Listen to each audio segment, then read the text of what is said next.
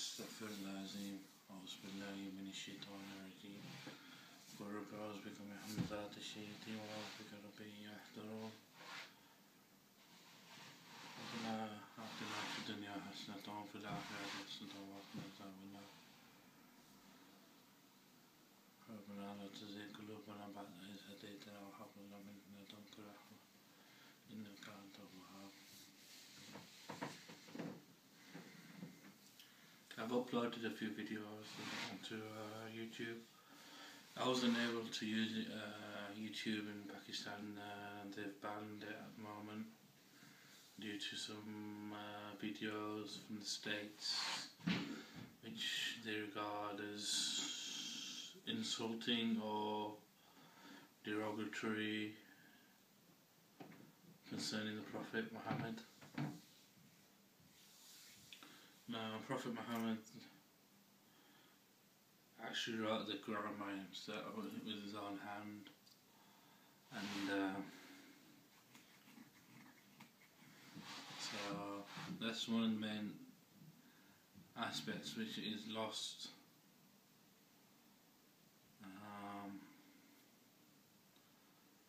People of the Muslim world don't use the Quran as the basis of their arguments and their religious source. They use different kinds of methods of backwardness and ignorance.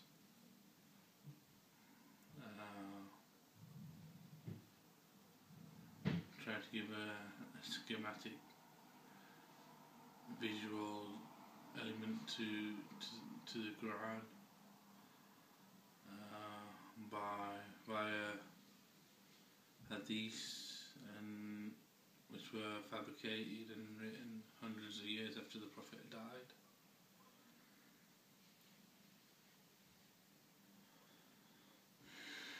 So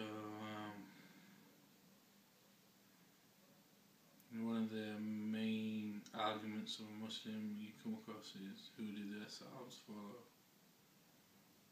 Now, if you've read the Quran, you know where the word follow comes, and you know that there's a verse which says, if you love God, follow the messenger and God will love you. But they say, who did their Sahabas follow? So instead of loving God by following the messenger, they love the Prophet instead, and then build their chain of narrative from their Sahabas, claim that they wrote the Quran now when it was revealed, and that copies of it were made 19 years after the Prophet died through hearsay and through memory. So they knew the format of the whole book, they knew where the surahs were placed, they knew when they were revealed, they knew when a verse ended and started, they knew the unusual letterings at the beginning of each surah, they knew that Surah 9 does not start with Bismillah. And all these various intricate things about the Quran, which they claim Prophet Muhammad was unlettered and could not read or write, and therefore the Quran come from the Ashabs rather than the Prophet.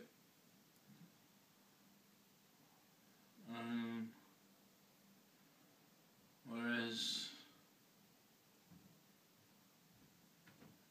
there are many aspects of the Quran that tell us that the Prophet was only commanded to deliver the message, and that was all he was commanded to do, not to interpret the message, not to speak about it, not to try to give it a visual understanding in certain settings and as a scene.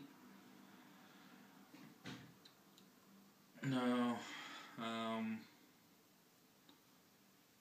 These ideas are all based upon the recent work of Dr. Rashid Khalifa, and were told us to devote to the Quran alone, and that which unites us, not that which divides us, and not trying to say we are Aliyah Qadar as well as Sunnah, and then when the only Sunnah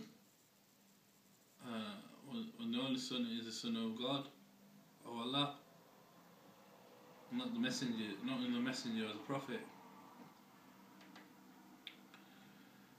And then they say we're Aliyah Qadar when we're Ahlul Bayt, so they say Ali should be named Caliph after Muhammad.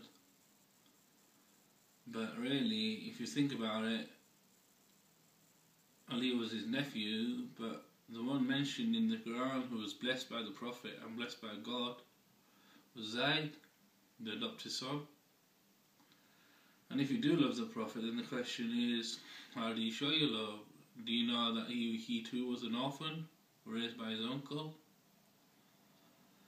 And if you remember that, then you might think, well, Zayd should be the rightful ruler of the Muslim people after Muhammad. However, the scientific people, were the ones who led the Muslims on. You know, Abu Bakr came out of the cave when Prophet Muhammad died, apparently, according to one hadith, and it said, anyone who loves the Prophet should know that the Prophet has died, but anyone who loves God should know that God is the living and eternal. Something to that effect. But why would he have said that? Was it because in my days I wrote, or was it because something to do with the fact that in this day and age there's so much idolization of the Prophet Muhammad, about talking about love of the Prophet, and whereas he was looking at a certain scene in the Complete Testament or in the Marvels of Space and Time, I was regarding his observation on that. So he was chosen as the Caliph, you know, rightful ruler of the Muslim people after Muhammad. And they named themselves Rashid Khalifas. Khalifa Rashidun, the four caliphs after the Prophet Muhammad were known as Khalifa Rashidun, which is synonymous to the name of Rashid Khalifa. So maybe they were told something to the effect, after Rashid Khalifa would come the king, return of the king, and the king was bin Dawood, Masih bin Dawood, and so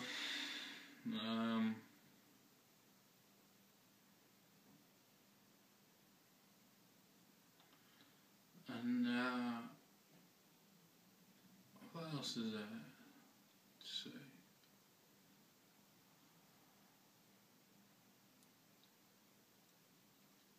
So there's a scientist of the old, there's the artist of the youth, and there's a classicist of the child.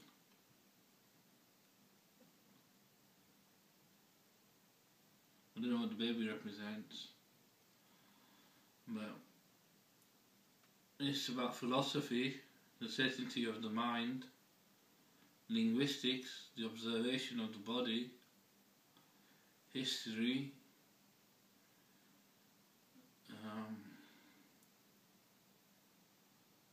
the speaking, or the history. Is it history? Philosophy, certainty of the mind, linguistics, the uncertainty of the body, and history, the mystery of the soul. Now, writing is a mystery and it's eternal. And it's a guidance, those who are guided by God write, those who have a soul write poetry.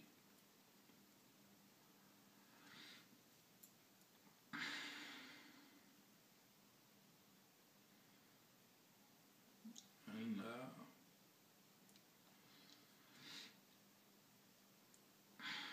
whereas if you look at history of the human race and look to the symbolic writings, there's only been a number, not many, who have written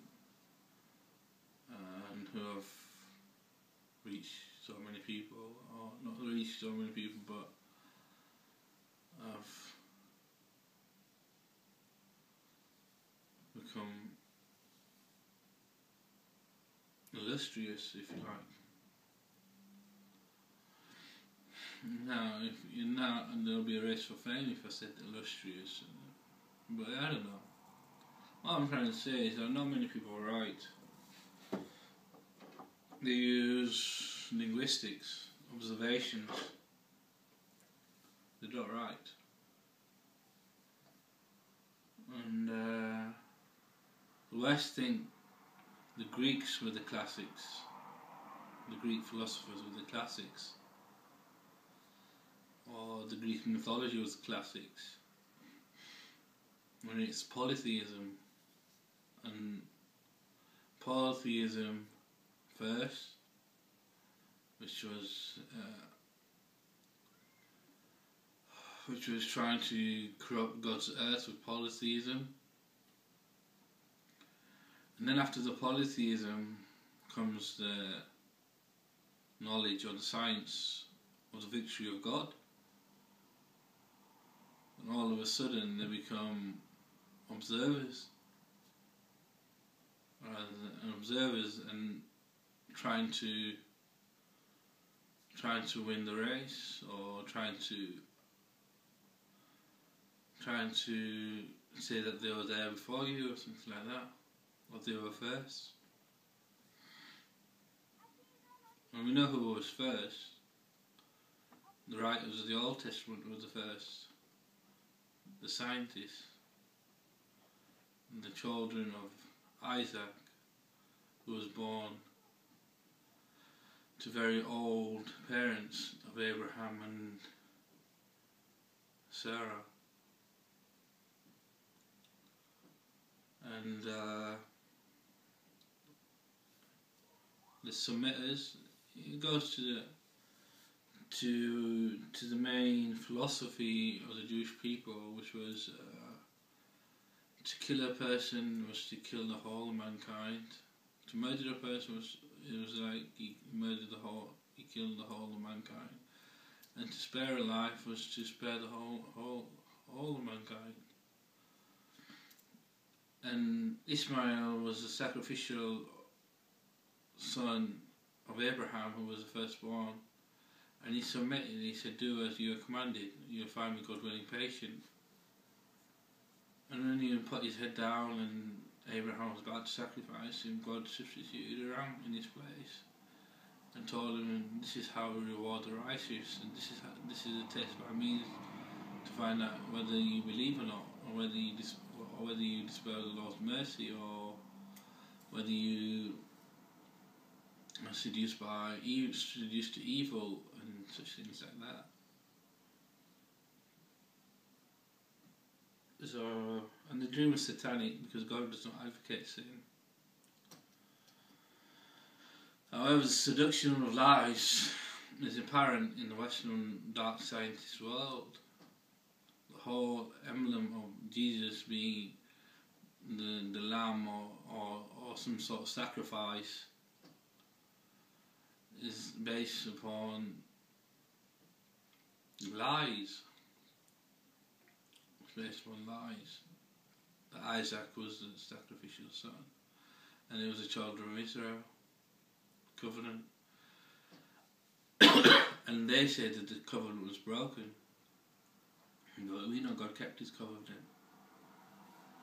And even now, the only reason that the Ashkenazi Russians are in Palestine is to try to say that there were white people living in Palestine, in the East, the Middle East. The Europeans were living in the Middle East. It's their jealousy. It's a jealousy of everything that the Messiah has written and said. And envy and hatred and malice and greed and lust and pride. And vanity. To know yourself is to know your enemy.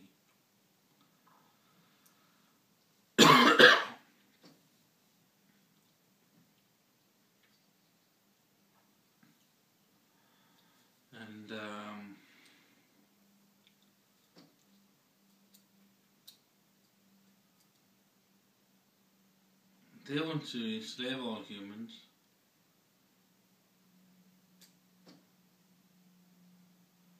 And white supremacists want to enslave all humans to areas which Star Wars defence, which you find on top of the White House.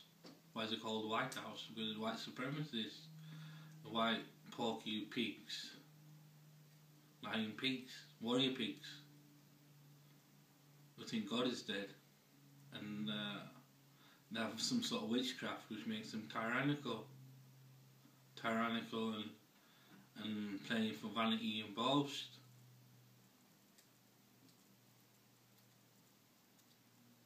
Vanity or sports and media and films which are lies, hypocritical lies. So many hypocritical lies in the cinema and in movies. There's no truth to them. It's actually the opposite which is true. But they can't face the opposite because they're full of pride and hatred and prejudice and greed. They want to corrupt every single human being on earth to serve money rather than to serve God. They want us to neglect our souls because they're losers.